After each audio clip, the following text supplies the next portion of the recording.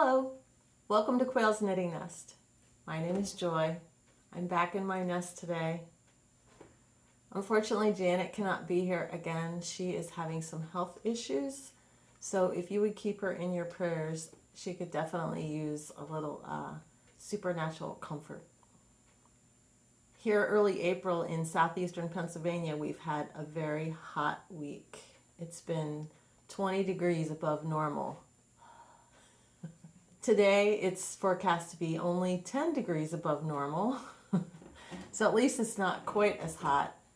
But yeah, everything's kind of out of whack here.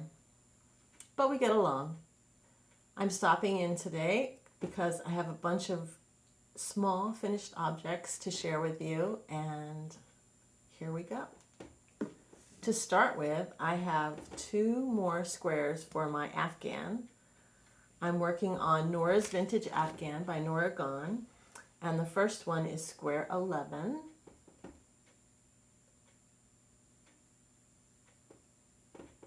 This one has really lush cables and kind of an interesting design. And it's a real yarn hog because of that. It took over 100 grams just for this one square. But it's fun, I like it. And then, so this is square 11 from the pattern, but it's actually only square 10 for me because I skipped one. And I went through my bag of yarn to see how much more of this brown yarn I have.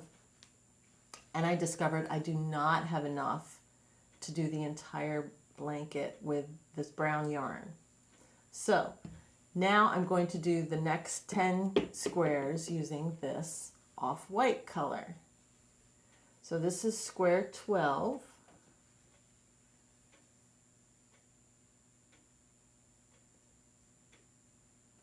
Which is another kind of fun one. Also a yarn hog with all the cables in it. I think it's also over 100 grams for the square. So 20 squares at 100 grams each is 2,000 grams, right? That's a whole 2 kilos. This is a big, heavy Afghan this is going to be. Anyway, I should have enough of the white for the second 10 squares, so it'll be half white and half brown. 2 neutrals that go together well, I think. So now I'm officially more than halfway done. Yay! Last episode, when Margie was here, I mentioned that I was working on this pink shawl. I'll show it to you. It's all finished.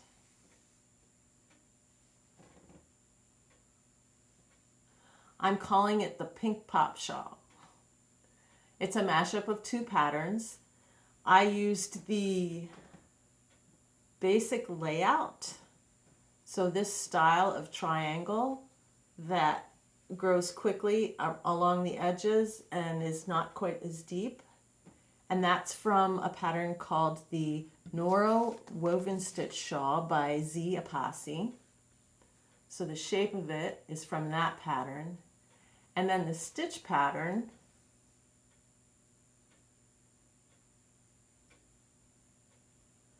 is from the Nightshift by Andrea Mowry. Except I used 2 colors, whereas I think hers uses like 3, 5, 7 colors. But I only used 2, alternating which is the background color in each section. I love how it turned out. And the size, I think, is perfect. I really like this size. So a 2 skein. This is DK yarn. So it's a 2 skein DK weight shawl or scarf. And it fits just perfect for like under a coat like this. And I also tried wrapping it kind of like the Sophie scarf, right? So you just do a little tie in the front. And I kind of think that looks cute too. I like that. Anyway, this is for a friend of mine. She requested two items. This is the first one, and both of them she wanted pink. Here's the back side.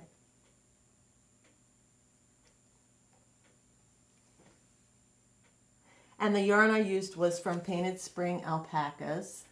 It's their farm yarn, DK weight alpaca yarn that she dyes, the owner dyes herself. So that's the first piece I made for my friend who requested pink.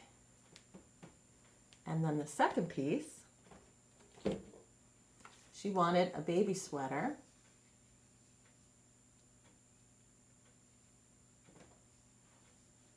This is a sweater pattern I basically made up myself. I have a software pattern called Sweater Wizard, which I bought years ago, and it still works even on my Windows 10 now, which is great. So I just plugged in my gauge and the type of sweater I wanted, which in this case, now I forget, did I do it bottom up or top down? Okay, I did it top down. So started at the neck, top down, and then I did a little placket to make it easy to get over baby's head. And then just added the patterning at the bottom, which I lifted from somewhere. I forget. So this is, I used Capri Eco Cotton by Loops and Threads. And what I didn't realize in the ball, I mean, obviously it's a marled yarn, so it's like pink and white marled together. And then I used a solid white for the contrast down here. But what I didn't realize is that the yarn itself fades from a dark pink to a light pink. So it fades dark to light and back to dark again. And I didn't realize, so I'm working top down, da da da da da da, and then of course when I get to this part where I want to add the solid white and I want a nice contrast, the yarn is fading to its lighter pink shade. And I was a little disappointed with that. Darn.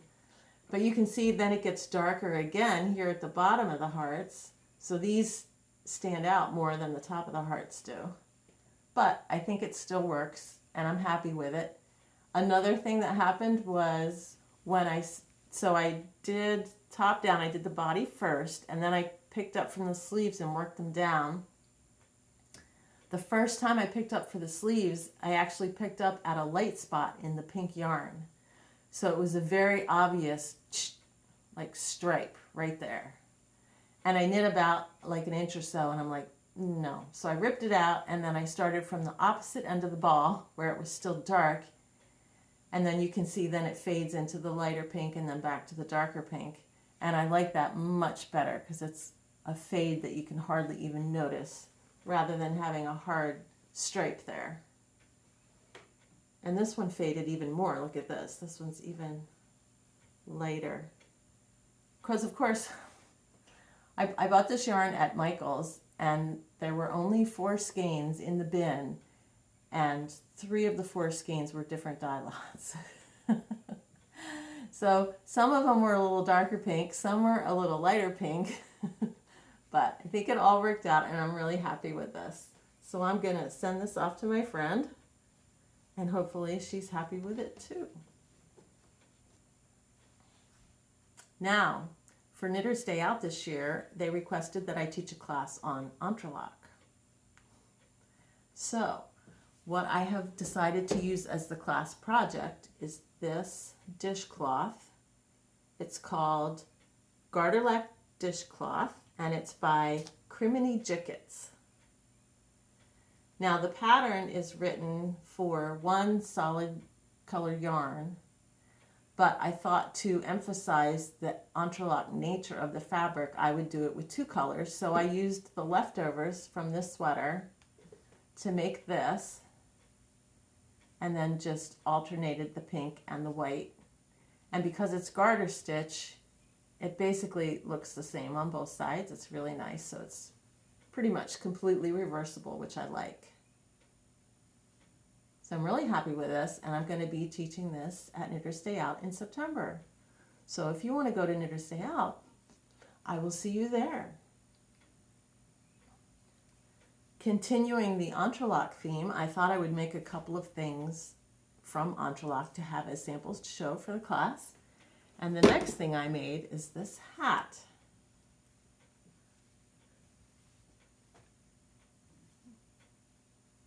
Which turned out to be a Rasta cap, which was not exactly what I was planning, but it is what it is. It's huge.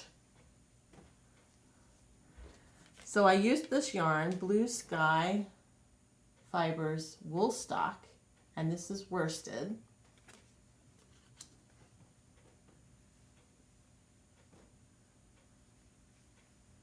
So this is what the hat looks like. You start with a regular brim, and then you do your setup triangles, and then you work the entrelac.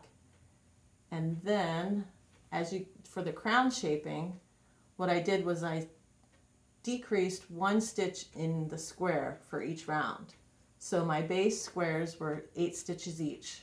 So I did 8 stitch, 8 stitch, 8 stitch, and then I did 7 stitch, 6 stitch, 5 stitch, 4 stitch, 3 stitch, 2 stitch, and then just did the final decrease at the top.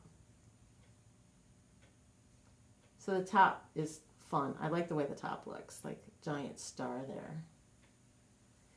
And the hat fit pretty well before I blocked it, but when I blocked it, it just like bloomed and grew crazy, crazy amounts. Yeah, I'm not going to be keeping this hat. Hopefully I'll find somebody who could use a giant hat like this. Somebody with big hair.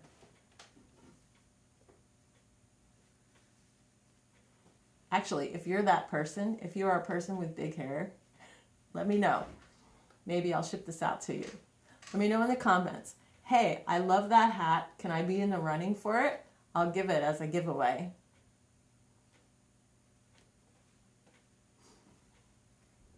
So next, I want to let you know about something I just heard about this morning. I got an email from the Sockmatician. So his name is Nathan Taylor, and he lives in England, I think, London. And he is one of the big double knitting people. So you've got Alistair Post-Quinn, who I've talked about before on this podcast. There's Lucy Neatby, who I don't think I've talked about, but she's a big double knitter. And then there's Nathan. So they're kind of like the 3 big names in the double knitting world. And he is just insane. His mind just like goes and does crazy things.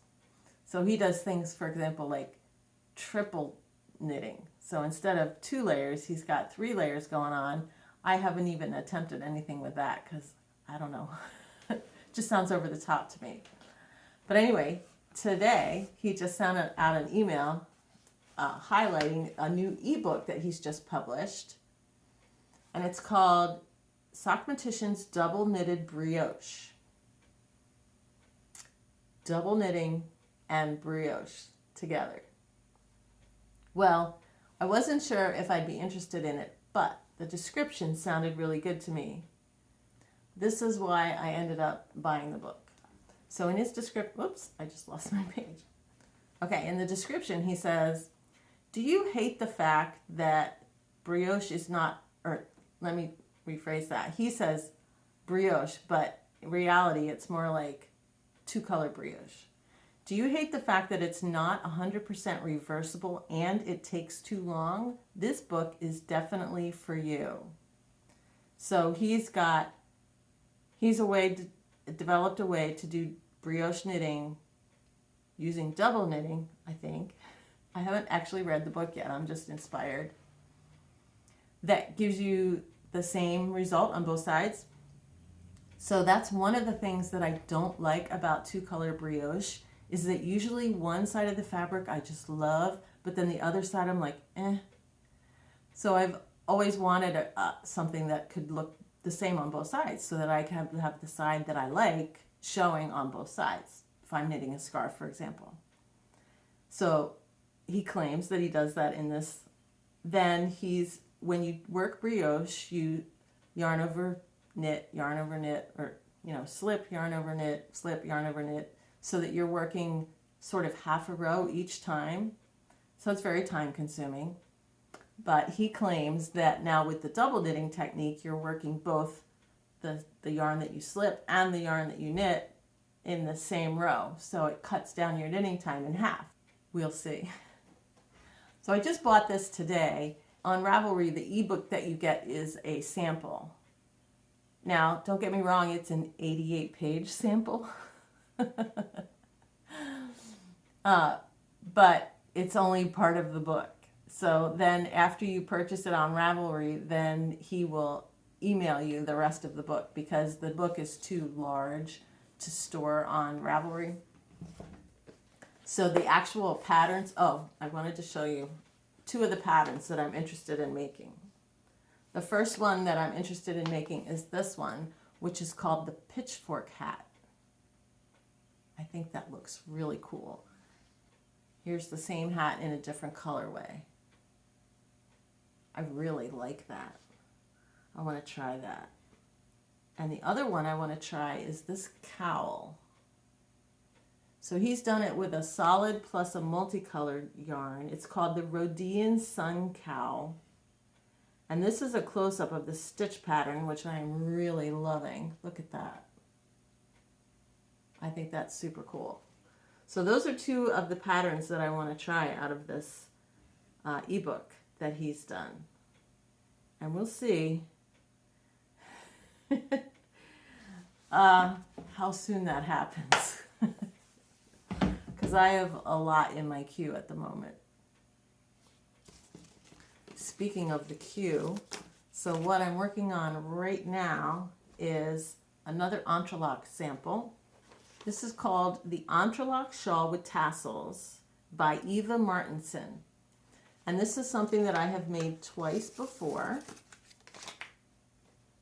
Okay, this is where I'm at right now. So I'm calling this Entrelac Scarf the third. So the first one I made using Crystal Palace Mini Mochi, and I'll put a picture of it here so you can see it. And it was gorgeous, and I loved it. And one of my coworkers was salivating over it. So eventually, I made a second one, and that one was used using yarn, Knitting Fever Painted Desert yarn. And in the ball, that yarn looked like it's striped up kind of nicely, but when I actually knit it up, it turned out to be more muted than I was hoping for. But anyway, I really like how that one turned out as well. So when I learned that I would be teaching Entrelac again this year, I was thinking about, you know, what samples I could make.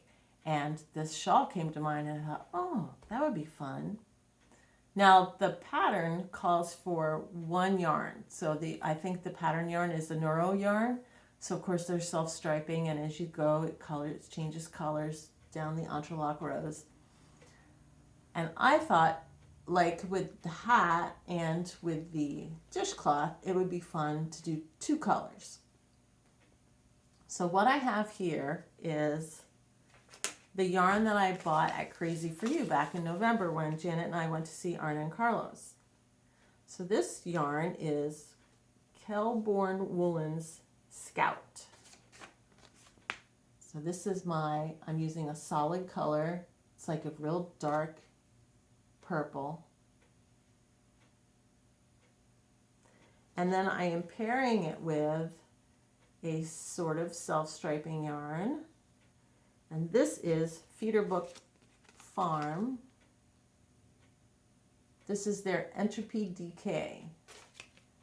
So you can see it changes colors. It goes from purple to blue to green to yellow and then back.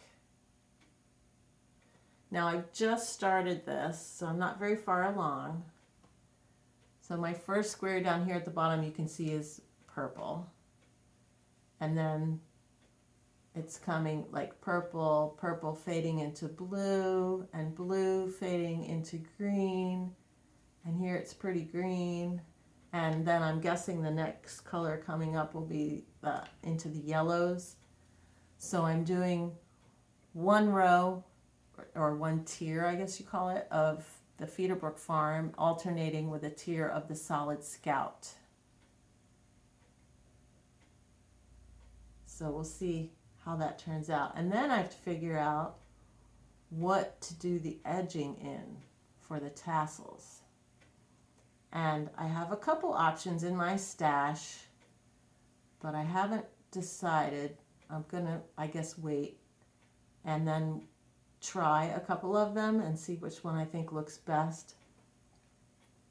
Originally, I was thinking I would do the whole thing with these two colors and then just use the leftover of this. However, I don't think I'm gonna have enough because the pattern calls for basically 100 grams of each color, calls for 200 grams for just the Entrelac, and then it calls for another 100 grams for the edging. But having looked at my past projects, I only actually used 50 grams for the edging. So we'll see what I can dig up from my stash for that. So I'm excited to do this and see how it turns out. All right. Well, this is a short episode today. I hope you enjoyed it. If you have any questions or comments, let me know down in the box below. I enjoy hearing from you, finding out what you're working on, how you're doing, and have a great day. Bye-bye.